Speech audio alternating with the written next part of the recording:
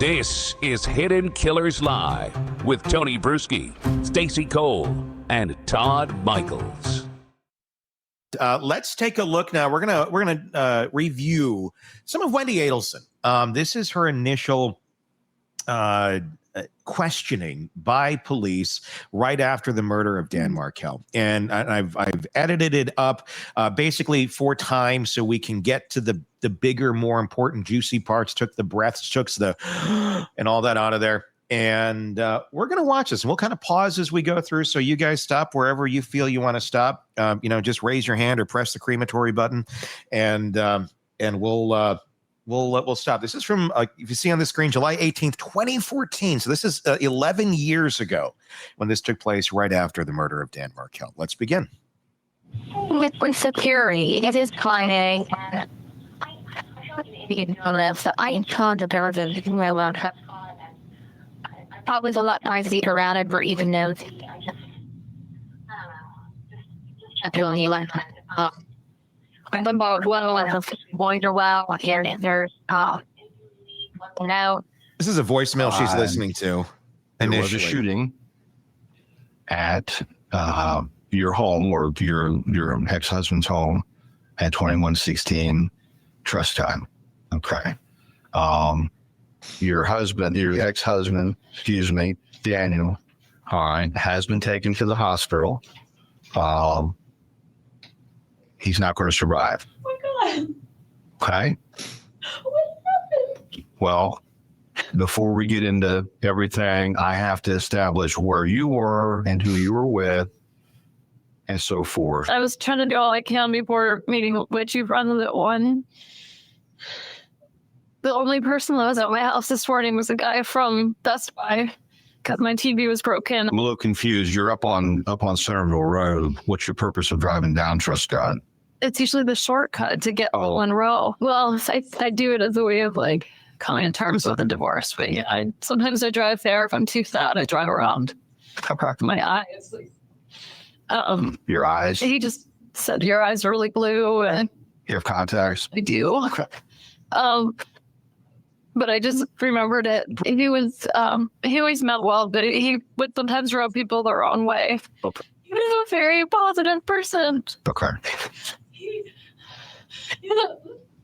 No one that you know of or that he's spoken to recently that he's had some type of problem with or that he was concerned about? Anyone money. He didn't do anything except for take care of his kids. He didn't do involved in anything bad.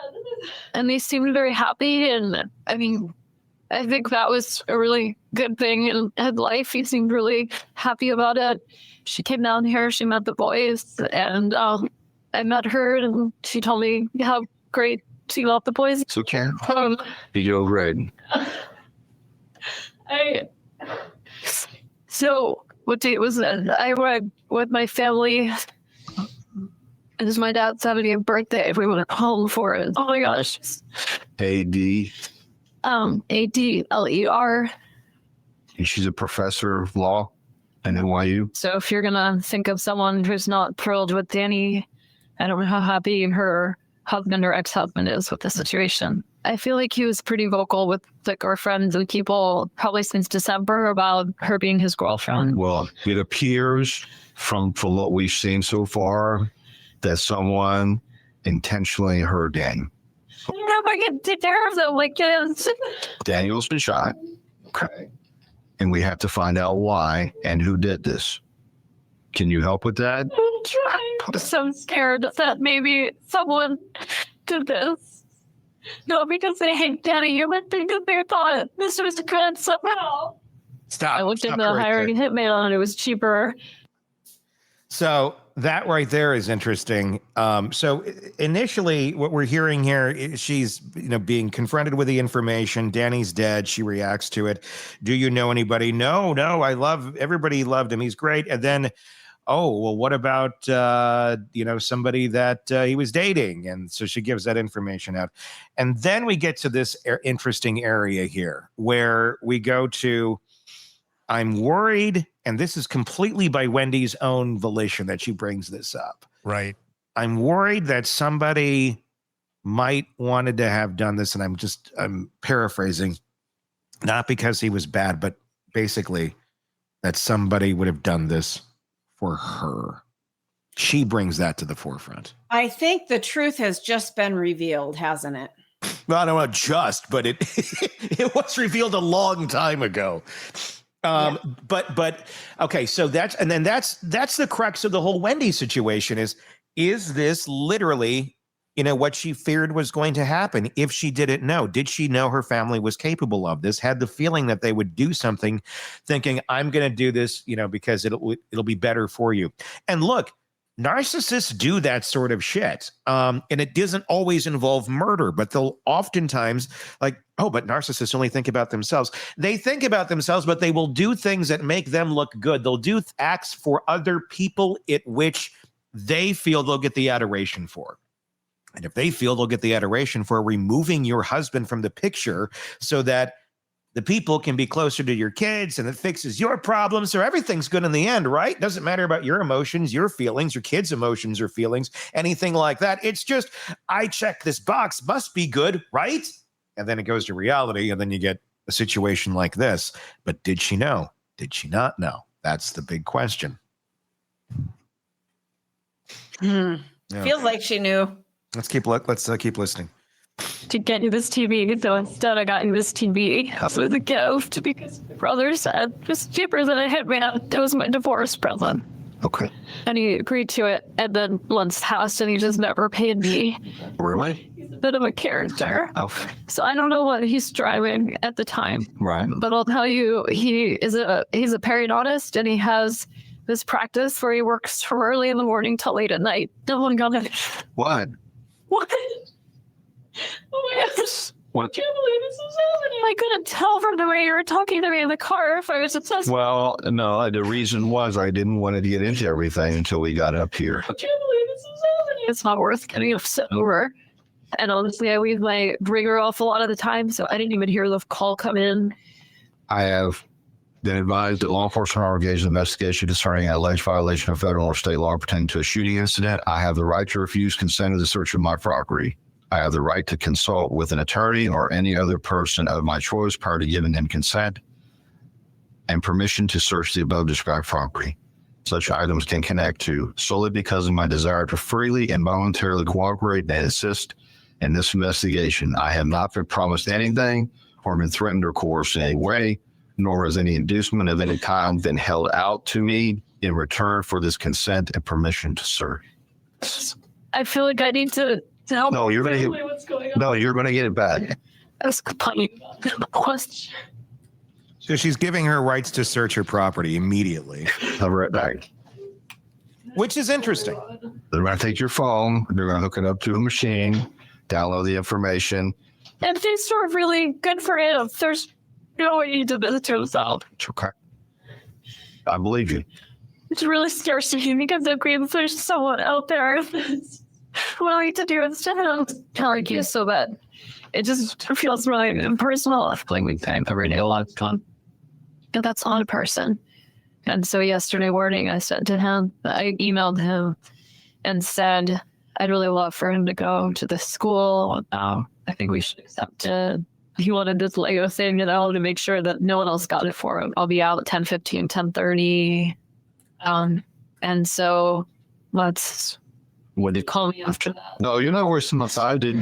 I think I asked you before, you don't have a number for Amy. Do you not have a contact number for her? But she's a professor at NYU. She's very beautiful. But she is, not that you can't be beautiful at 50, but she looks really young. She's very pretty and accomplished. I represent victims of crime. Let's pause. I represent immigrant victims of crimes. That's the only time I've ever been in this building. And there's a lot. I mean, obviously, this is like 3 or 4 hours of testimony that I've compacted down. So it's being hit very quick because there's so many pauses in this damn thing. But the train of thought is all over the place. I get that. The only thing you're missing here is pauses. So keep that in mind. There's not a lot of context you're missing. So he's not asking a bunch of questions that's leading her to say. There are some in there, but a lot of the context is just her boom, boom, boom, boom. It's just this throw up of information where she's going everywhere from no one could have done this. Well, what about this girl she's dating? And then she goes, I mean, look at her just how immature, how juvenile her train of thought is on these people.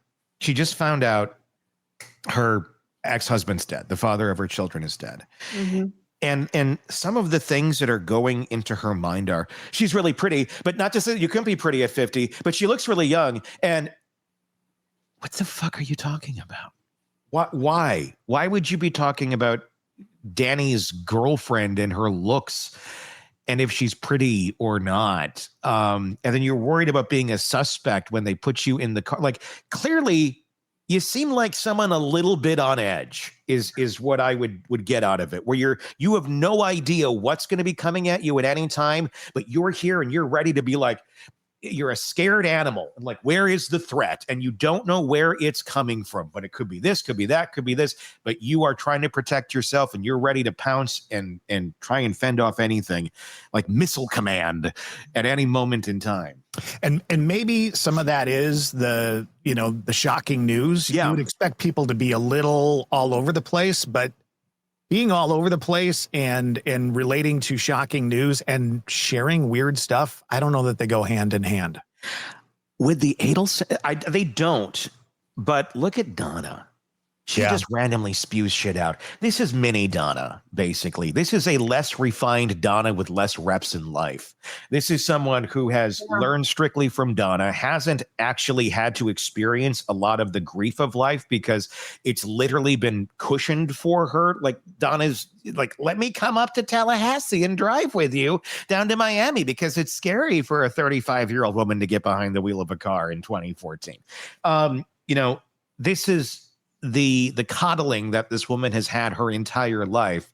So the fact that she is all over the place doesn't seem to have, she's very accomplished professionally. She's not an idiot. But when it comes to, it seems, some of these emotional type issues, Mom seemed to be the one that was the manager of Wendy's emotions for a good portion of life. And it's probably not that way anymore. It's 11 years later. But at that moment in 2014, I feel like Wendy had to look to Mom to even know how to think. It looks that way. It looks like Mom is she's an appendage. She is part of her everyday life.